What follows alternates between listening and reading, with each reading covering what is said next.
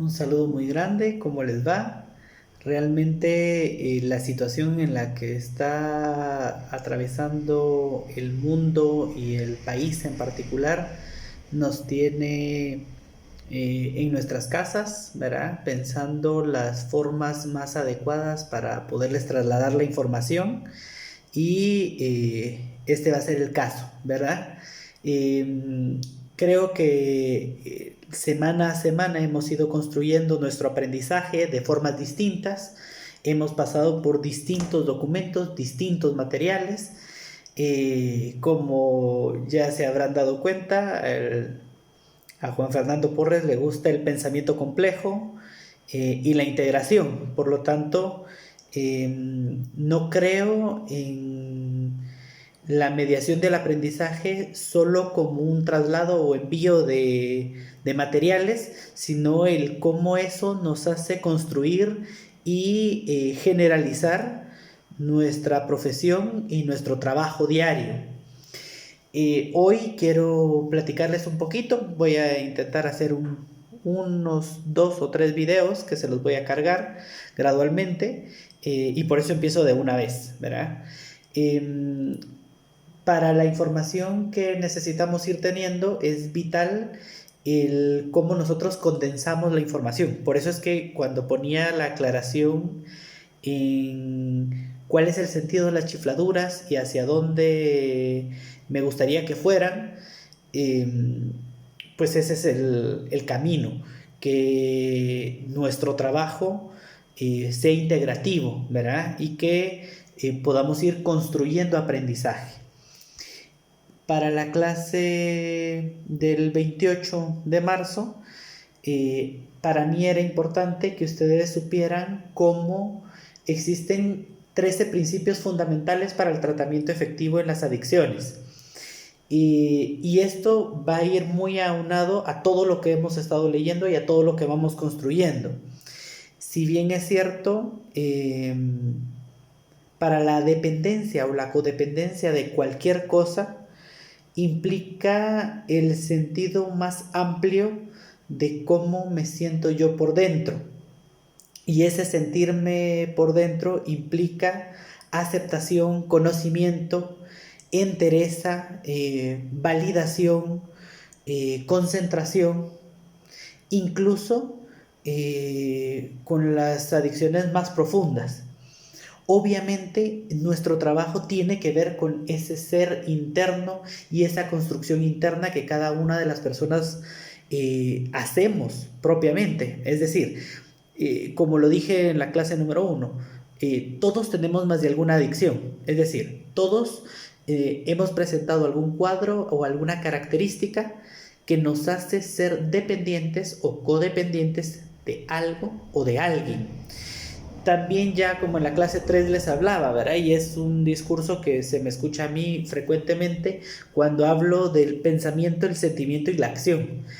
Entonces, cuando estoy hablando de eso, tiene que ver precisamente con que nos adaptamos y nos concentramos o consensuamos eh, a la necesidad afectiva que nos genera ese pensamiento, que nos genera ese sentimiento o que nos genera esa conducta, esa acción. Por lo tanto, nuestro trabajo, ya sea en políticas públicas, ya sea en psicoprofilaxis o psicoeducación, abordaje directo emocional, niños, adolescentes o adultos, tiene que ver con esos 13 principios que les voy a hablar en este momento. El número 1 tiene que ver con que no hay un tratamiento único que sea apropiado para todos los individuos. ¿Qué quiere decir esto? Que tenemos que buscar herramientas y alternativas distintas. El trabajo integrativo implica no conocer solo una de las corrientes psicológicas, sino que conocer por lo menos 2 o 3 que nos permitan dar una flexibilidad a lo que se nos esté presentando en la clínica. Nosotros no podemos predecir o anunciar cuál es la técnica favorita para cada paciente. Lo que sí podemos hacer y sí podemos comprender es que cada paciente es único, independiente e irrepetible. Y si tiene esas propias características, nuestra terapia y nuestro tratamiento tiene que ser único y exclusivo para ese paciente. 2. El tratamiento necesita estar disponible fácilmente. Quiere decir que no puedo pensar o proyectar grandes alternativas. Lo que implica es que yo sepa trabajar algo poco, chiquito, y que eso me permita una siguiente consulta, una siguiente visita. No soy mago, no soy estratega. Lo que soy es una persona dispuesta a atenderte con tus características y con tus necesidades. 3. El tratamiento efectivo atiende a múltiples necesidades del individuo, no solo a su uso de drogas. Y eso es fundamental en nuestro pensamiento, porque si hemos ido construyendo que lo que estamos atendiendo es a una persona, el trabajo es sobre la persona, no sobre esa única característica que tiene. Por lo tanto, puede tener problemas laborales, puede tener problemas académicos, puede tener problemas familiares, puede tener problemas personales, y que juntos hacen quién es la persona. Hay una frase que me gusta mucho sobre la ética y el conocimiento de las personas en cuanto a los juegos de la cultura, que nos dice que el pensamiento del ser humano no se concentra de una sola forma, y que para poderlo entender tengo que aprender a fragmentarlo. Pero cuando lo he fragmentado, lo he separado, lo he dividido, puedo volverlo a integrar y puedo volverlo a componer o a estructurar. Y entonces, para los valores, para el conocimiento de la cultura, para el aprendizaje terapéutico, tengo que recordar que la persona es un todo. Como les he dicho, la mente está desde la punta del pelo hasta la punta del pie.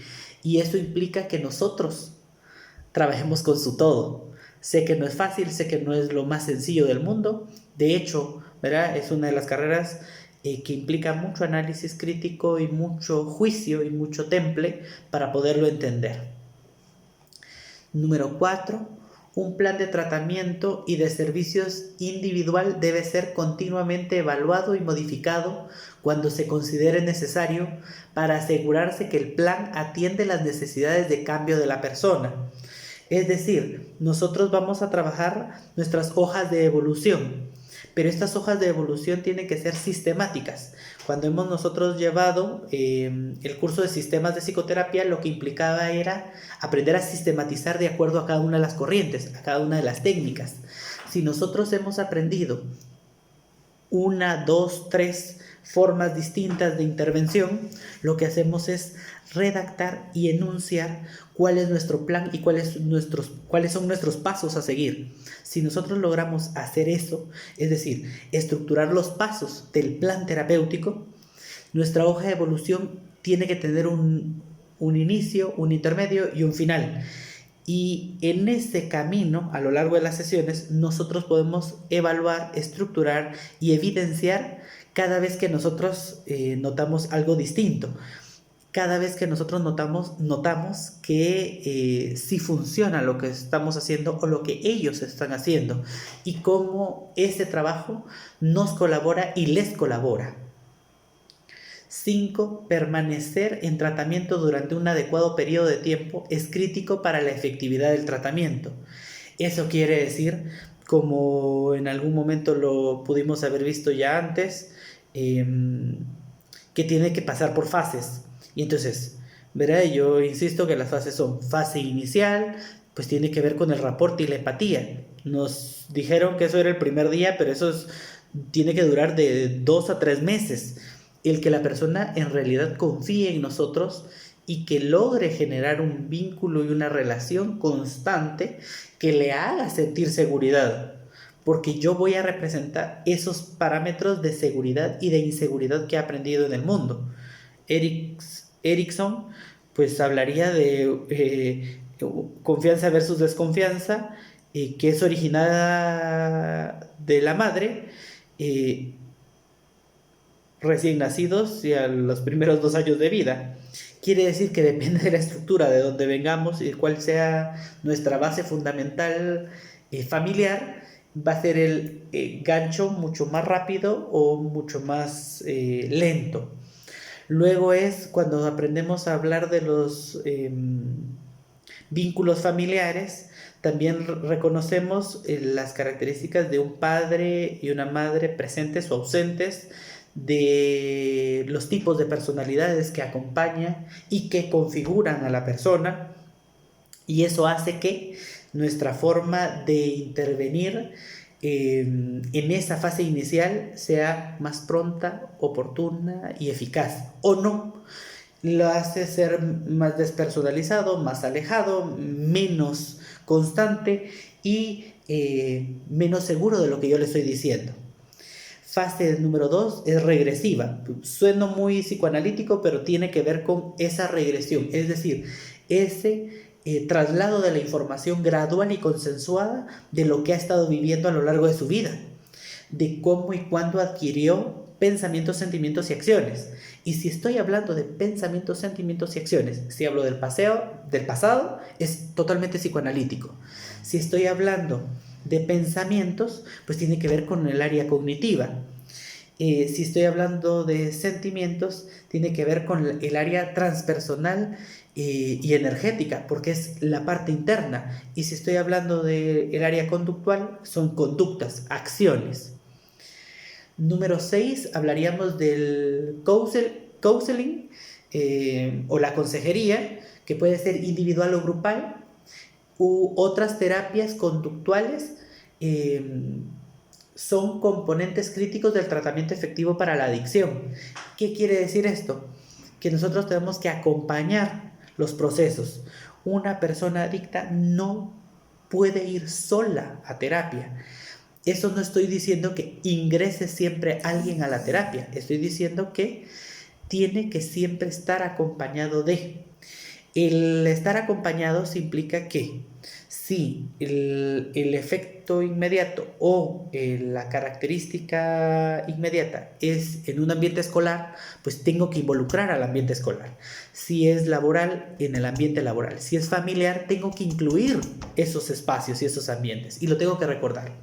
Y entonces voy a incluir aspectos o personas a lo individual y voy a incluir o voy a consensuar aspectos a lo familiar o a lo grupal. Número 7, la medicación es un elemento importante para el tratamiento, ya que muchos de los pacientes, especialmente los que están combinando sustancias, eh, empiezan a vivir situaciones internas específicas. De acuerdo a cada uno de los componentes químicos, ¿verdad? Si nos rebobinamos a la clase de las disrupciones endocrinas, implica que cuando mi cuerpo, ¿verdad? Mi organismo se vuelve adicto a una sustancia, yo necesito tener un componente que me equipare, porque he logrado tener mucho tiempo la sensación, entre comillas, placentera o específica que yo he estado buscando, ya sea de borrar mi mente, ya sea de eliminar, ya sea de tenerme despierto, ya sea de tenerme dormido, y a la hora de quitarlo, pues las sensaciones son feas.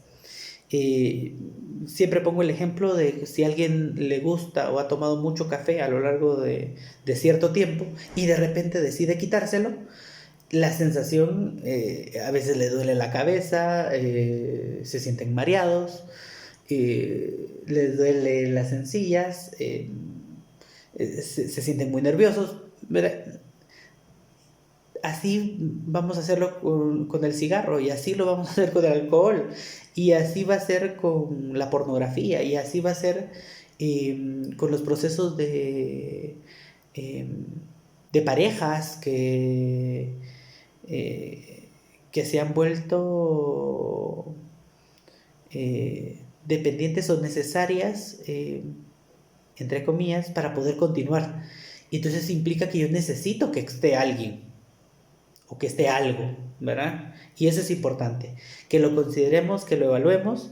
Nosotros no medicamos, en Guatemala no medicamos nosotros, pero sí sabemos que muchas de las clínicas y muchos de los acompañantes, pues sí son médicos, ¿verdad? Y sí necesitamos que se les esté evaluando constantemente su constitución, porque estoy buscando que su salud se recupere y se reintegre.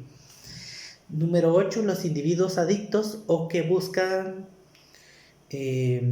las drogas, ¿verdad? O que abusan de las drogas en particular, se presentan trastornos mentales coexistentes. Ellos tienen que tener un tratamiento de forma integrada, es decir, así como se los decía con el área médica, y cuando se nos están presentando cuadros psicóticos, cuadros depresivos mayores, problemas de atención, cosas específicas que salen de las manos de lo que nosotros atendemos en la clínica. Es decir, todas las características externas que requieran de una atención especializada simplemente tienen que estar yendo a los dos. No lo tengo que pensar, no tengo que esperar a que me suceda algo en la clínica, ¿verdad? Porque las manías o la psicosis lo que implican es que, como me puede llegar sumamente agresivo, que hasta golpea o quiebra cosas en la clínica, que entre comillas está haciendo catarsis, diríamos, ¿verdad? Está logrando manejar sus emociones, el cuadro se me puede salir de control. O a la inversa, ¿verdad? Cuando alguien está en crisis depresiva, pues automáticamente es lo opuesto, ¿verdad? Es la hipoactividad. Está aletargado, cansado, aburrido, con sueño, melancólico, inclusive con intentos suicidas, ¿verdad? Para que veamos el contexto, ¿verdad? Entonces tengo que estar consciente que siempre tiene que haber acompañamientos y tengo que saber integrar las cosas. El 9 nos diría que la desintoxicación médica es solo el primer estadio del tratamiento de la adicción y por sí misma significa poco en lo que se refiere al uso de las drogas a largo plazo. ¿Eso qué implica? Que la persona va a dejar de hacer, ya sea de utilizar un producto, ya sea de dejar de repetir una actitud o un pensamiento específico. No es fácil, ¿verdad? No de la noche a la mañana, ¿verdad? Nos interesan más las recaídas que el primer tratamiento o la primer desintoxicación. La mayoría logra entrar a los cuadros, como lo vimos en la película 28 días, ¿verdad? Algunas personas entraban y salían, inclusive la misma protagonista, ¿verdad? Logramos ver en el proceso cómo al inicio está jugando al sistema, es decir, está intentando jugarle al sistema, pero igual continúa con su mismo pensamiento, hasta que me suceden cosas que me ponen el alto, hacen que yo dé el salto. Número 10, el tratamiento no necesita ser voluntario para ser efectivo. Eso es sumamente vital, el que soñamos todos con que nuestro paciente quiere ir a la clínica. Pero recordemos que muy pocos de los casos es que en realidad van con ese sentimiento. Inicialmente decimos, los niños llegan porque alguien los está refiriendo, no porque quieren. Los adolescentes están llegando porque alguien los está refiriendo, no porque quieren. Los adultos tienden a ver una parte del escenario, pero ellos están llegando no porque quieren, sino porque alguien los refiere. 11. El posible uso de drogas durante el tratamiento debe ser monitorizado continuamente. Es decir, yo tengo que saber cuáles son las características de una persona que está viviendo específicamente alguna de las adicciones. Es decir, cuando yo reconozco, cuando yo me entero, pensamiento, sentimiento o acción, y ¡prum!, automáticamente estoy siempre direccionando mi mente y direccionando mis consultas y mis observaciones y mis evaluaciones para ver si hay una recaída. Vuelvo y repito, la recaída es peor que el propio suceso o que la propia adicción. Y es lo que ha llevado a la mayoría de artistas, ¿verdad? Famosos que escuchamos o que vemos, en donde ellos caen y que cuando recaen es que mueren por una sobredosis, ¿verdad? Que la sobredosis no es, porque a veces asumimos que es una sobreutilización del producto. No, lo que pasa es que han tenido un lapso de tiempo sin consumir y cuando vuelven a consumir el cuerpo colapsa, porque precisamente las necesidades del organismo se restablecen y al restablecer generan disrupciones. Y como les he dicho, una disrupción del pensamiento, por ejemplo, es yo decir una idea nueva y mi organizador gráfico bota todo y en lo escrito vuelve a reordenar. Si vuelve a reordenar, genera aprendizaje significativo, eso diría Ausubel. En una disrupción endocrina lo que sucede es que precisamente el cuerpo está acostumbrado a ciertos elementos. Estos elementos internos lo que hacen es configurar esa estructura básica del organismo. Si dentro del organismo le quito un elemento, llega un momento en que se adapta. Pongámoslo, un ejemplo, ¿verdad? Una persona que requiere insulina o... ¿qué sucede? Su organismo, al no estarlo produciendo, tiene que pasar por diferentes etapas. No es que se intoxique de inmediato o no es que colapse de inmediato. Lo que sucede es que empieza a reorganizar. Si a estos pacientes, ¿verdad? Para que se complicar un poquito el cuadro, si un paciente de estos empieza a tener presión alta, es de inmediato que tienen que estarle revisando los riñones. ¿Por qué? Porque el riñón va a colapsar y entonces va a ser un paciente directo para hemodiálisis. Uy, compliqué muchísimo el cuadro.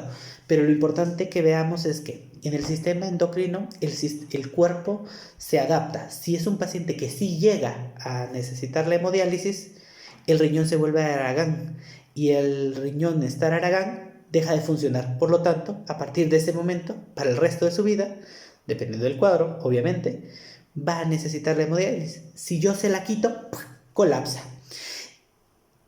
Si yo abruptamente le quito, le pongo, le quito, le pongo, colapsa. Una persona que tiene adicciones a las redes sociales, a la pornografía, por ejemplo, implica que lo que va a vivir es una disrupción del pensamiento. Sí, ¿verdad? Porque yo abruptamente le estoy quitando algo que, entre comillas, le produce placer. ¿Verdad? Lo satisfactorio, lo necesario, entre comillas, para su organismo. ¿Por qué? Porque así es como funciona, así es como libera su energía.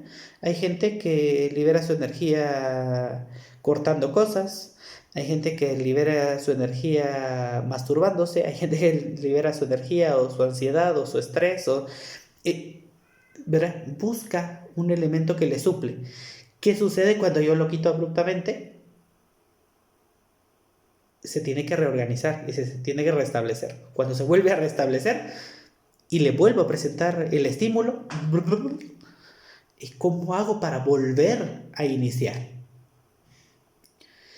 12. Los programas de tratamiento deberán incluir evaluación del VIH, SIDA, hepatitis C y B, tuberculosis y otras enfermedades infecciosas, así como la consejería que ayude a los pacientes a modificar o a cambiar las conductas que les colocan a sí mismos o a otros en riesgo de infección.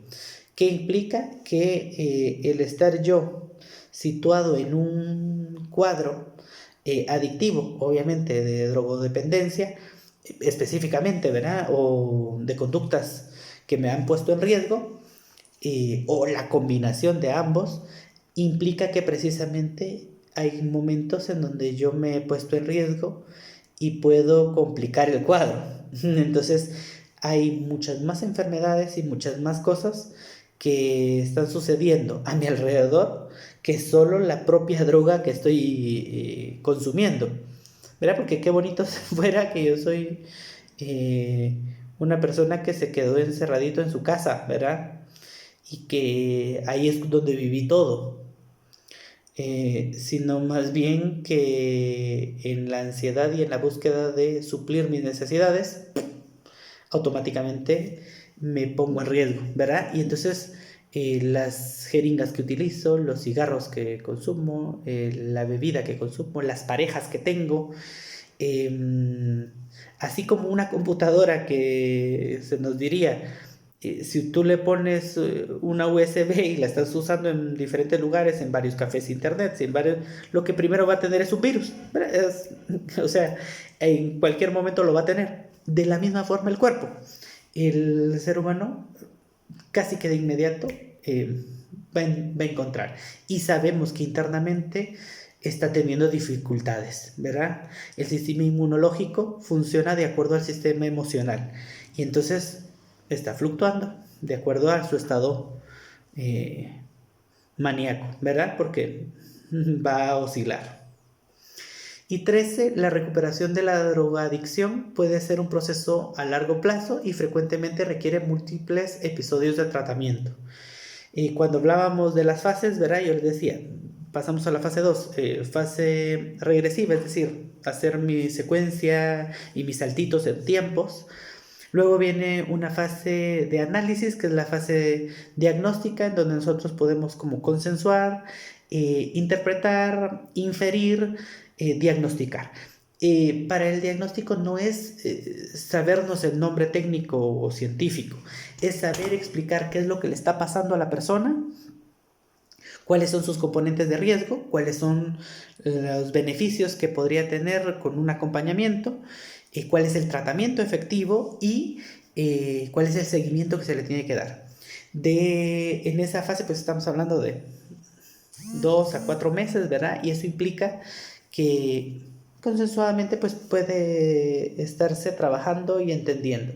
Y una fase siguiente, que es la fase final, implica la fase final de la primera etapa. Entonces yo inicio, reviso, vamos a consensuar si son los temas ya tratados, si ya la persona puede continuar su vida de forma independiente, autónoma, que es algo vital que estamos buscando, pensamiento, sentimiento y acción. Y esa autonomía le permite decir por propia cuenta cuándo tiene que volver a regresar. Nosotros en esa fase pues recomendamos una cita, ¿verdad? Nosotros la programamos y todas las siguientes ellos solitos las pueden reprogramar. Ellos deciden si pasan de una sesión o de un proceso terapéutico individual y ahora necesitan algo en pareja o si necesitan un acompañamiento grupal. Ellos empiezan a ser mentores de vida en muchas de las instituciones porque verás, si alguien está saliendo de un proceso, sabe que está viviendo otra persona que está empezando el proceso. Aquí lo dije como pareciera muy rápido, pero la intención es que se lograra entender. Entonces, por lo tanto, les he hablado ahorita de 13 principios para el tratamiento efectivo en las adicciones y drogodependencias.